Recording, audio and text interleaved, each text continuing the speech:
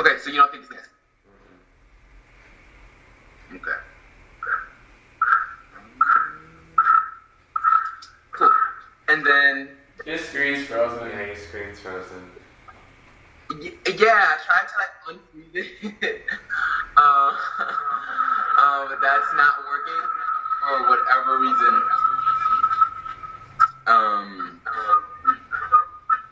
That's okay. I don't really need it, I guess. Shucks. I was gonna ask you guys another question about the diary. Oh, I want to go back to the ratings. And so, and Jeffrey, you were in the focus group when I kind of showed the screenshots of this, as you mentioned. How do you feel about rating other people? Like, now that you have it in your hand and you have the ability to do it, how does that make you feel? And I want to remind you / tell you that these are one-sided ratings, right? The person that you're rating will not be able to see this unless you show this to them. So what's the question? Like, how do I feel about it? Yeah, how do you both feel about the idea of, like, or the practice of rating your partners? I don't think there's anything wrong with it. I feel like it's a personal thing to do. And if you want to show it to the person that you're reading, that's great. And if you don't, but that's just a personal thing. And I guess it kind of helps you to keep track of the experience. So I don't think it's a bad thing or idea. Okay. Yeah, I don't feel any kind of way about.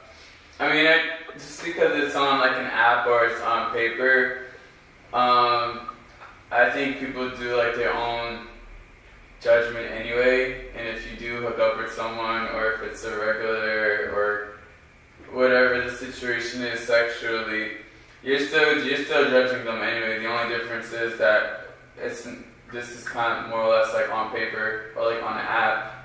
And you're kind of like logging it down, but I'd rather have it logged down on an app than have it logged down in my head, because you can kind of forget about things as time goes on. So I don't feel any kind of way about having to rate people. I think it's better that way, so that this way when I scroll through it, I can see, like, I didn't like this person because of this, or because, like, not everything has to be because of, face or personality or chemistry, but there's other things you can put in there, and I just think it's helpful, useful, so I didn't feel any kind of way about it, nor would I ever show anybody that I had sex with,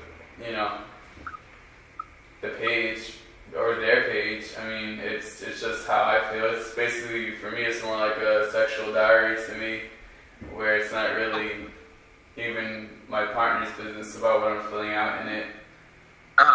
It's just how I feel personally. It's not any different from what I would feel in my head, except this time I'm just writing it down.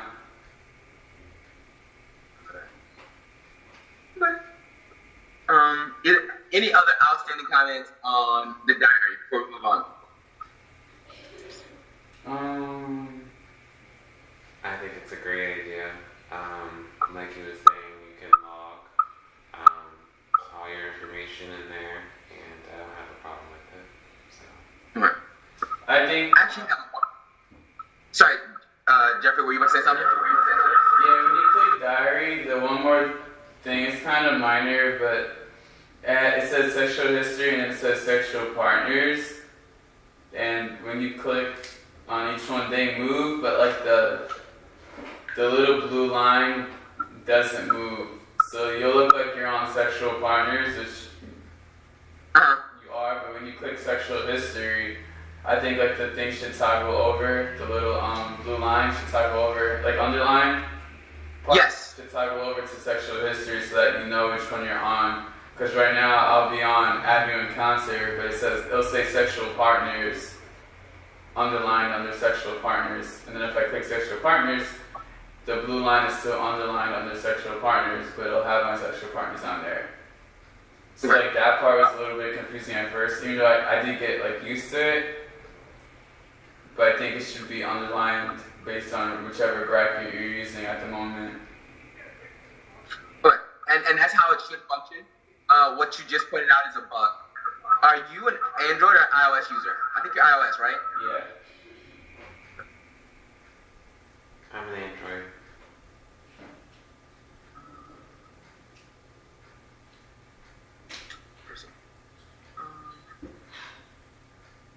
Okay.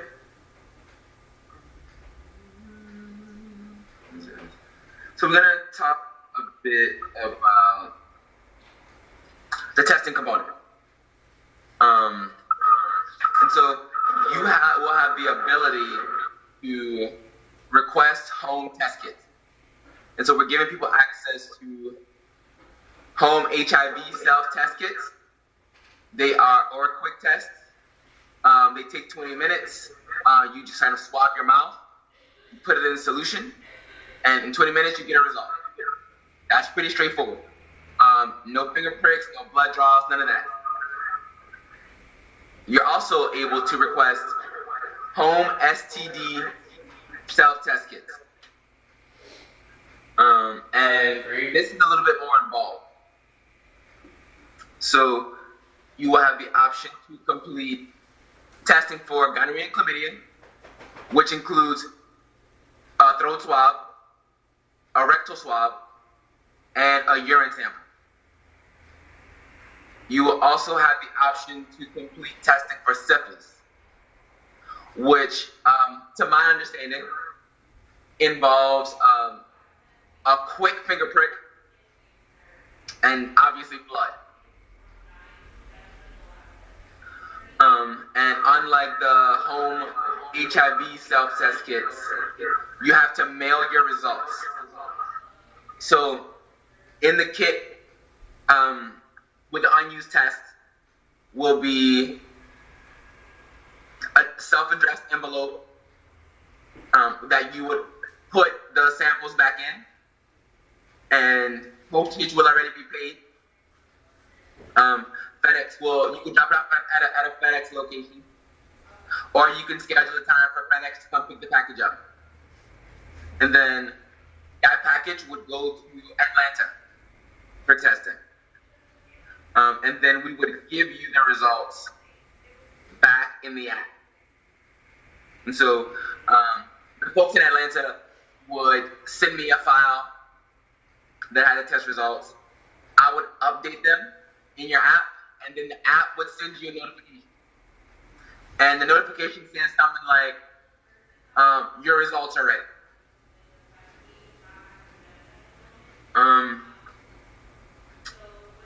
As we've heard that people don't have an issue doing the Aura quick test for HIV.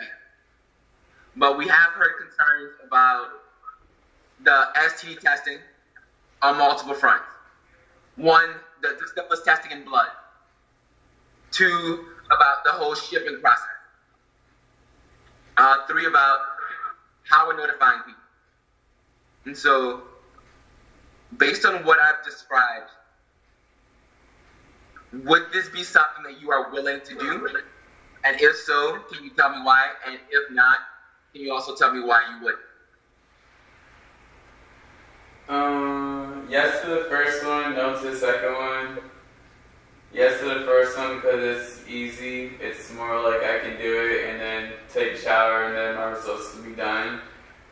And no to the second one because I just feel like those kind of tests would be better done at like a actual profession, like a youth clinic or whatever, where they actually do that, specialize in those kind of things, and having to take the extra steps to mail everything out. I would rather just take, like, all those steps I'd rather just go to the health department or, like, the youth clinic or my doctor's office and just get the testing done myself and just do it through that rather than having to test my own self or put things where I don't want to put them and then mail it out. Like I'd rather, and then there could always be like an inaccuracy in doing it or like following the directions. I'd rather just have it, for peace of mind, have it done by like a medical professional rather than putting it into my own hands and having to carry it out myself. Okay. I also agree. I don't like needles. And not even that little small lancet that they like stick the babies with. What was that? So this is like a needle that they put in your vein. Just imagine when you were like a small child, you go to the doctor's office and they would get blood from you. They would just prick your index finger. Yeah. This is what you would be asked to do. Well, regardless, I feel like I don't think it's something personally I should be doing, because you could screw up and you can get an inaccuracy, as he was saying. So I personally feel like I would just rather go to my doctor, because if I go to my doctor, I can go get my test done and I can get something else done while I'm there. So I don't feel like that's something you should do at home. And it can kind of be a little bit of an inconvenience on top of that, because like he said, you have to mail it back. And if you forget to mail it back, whatever the case. So yeah, I just would rather do it at my doctor personally. Okay. Is there anything that we can do to make you feel more comfortable in your abilities to complete the STD test? Like the swabs are no different than putting a Q-tip in your ear, except you're putting a Q-tip-like thing someplace that isn't your ear.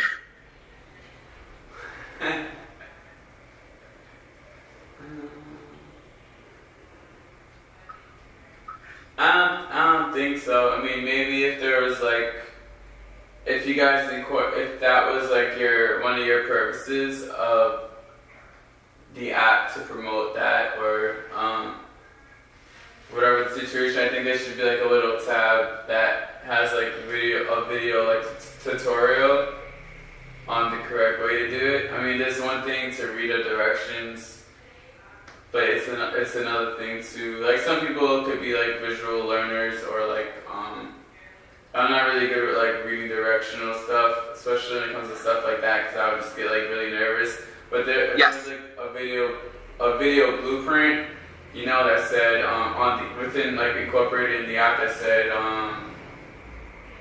you know, this is how you do it, and then this is where you mail it to. I'm sure it'll show you on the postage, but if it was on the video also, or on the app itself also, it would be a little bit more persuasive to do it, because you're getting, the app is more like guiding you rather than telling you. So I think in that sense I'd be slightly more, not saying I would still do it, but I'd be more inclined to do it if I had like some kind of video directional or tutorial followed up by like, you know, this is where you mail it to, you can expect your results in 2 to 5 days after you mail it, and things of that nature. Just something more structured rather than just, here's the kit, follow the instructions, do it yourself, and mail it back. Like, if it had a little bit more instruction to it, I'd be more inclined to do it. Otherwise, I'd rather just go to somewhere I feel safer, like coming here and knowing that they know what they're doing, and knowing that I'm going to get my results right away, and if not, I know where exactly to go to get my results right away, as opposed to trying to do something at home and mailing it out and waiting on that, you know? Right. Okay. Frank, is there anything that we can do to make you feel more comfortable? I think if we were to like put it on like YouTube. Sorry, can you speak up? I think we should put it on like maybe YouTube or something like that, the video, what he was saying. I think that would also make me a little bit more comfortable. Putting it in a place where we go to, you know, to find entertainment or whatever the case.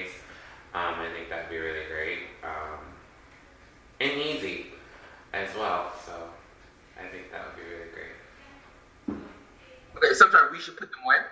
Put it on like a social media site like YouTube, Facebook, somewhere like that. That would make me a lot more comfortable too. Like the videos? Yeah.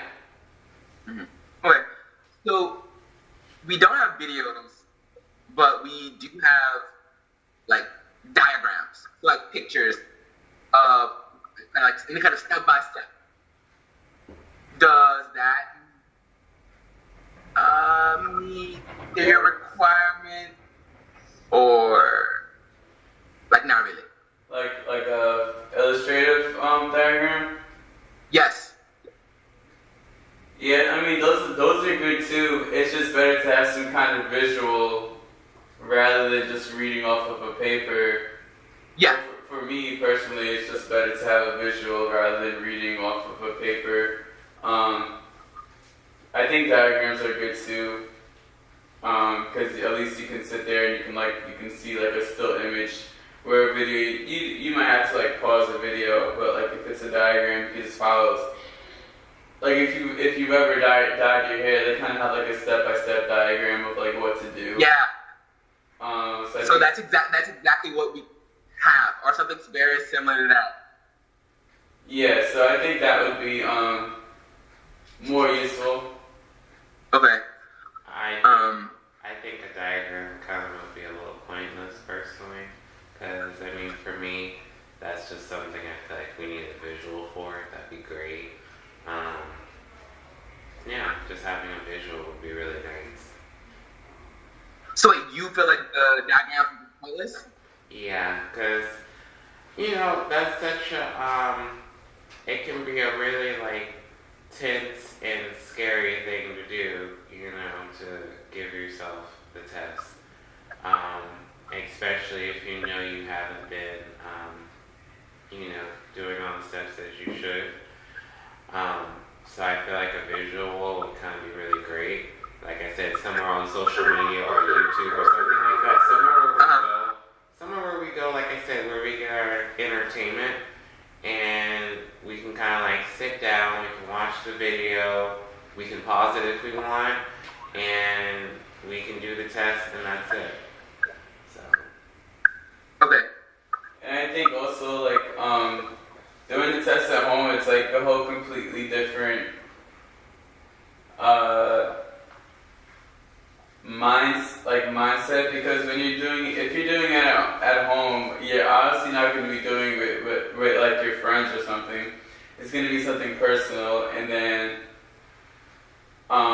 getting tested is like brings enough anxiety as it is, regardless of how clean or like, you know, or what's the word, risky or not risky you are.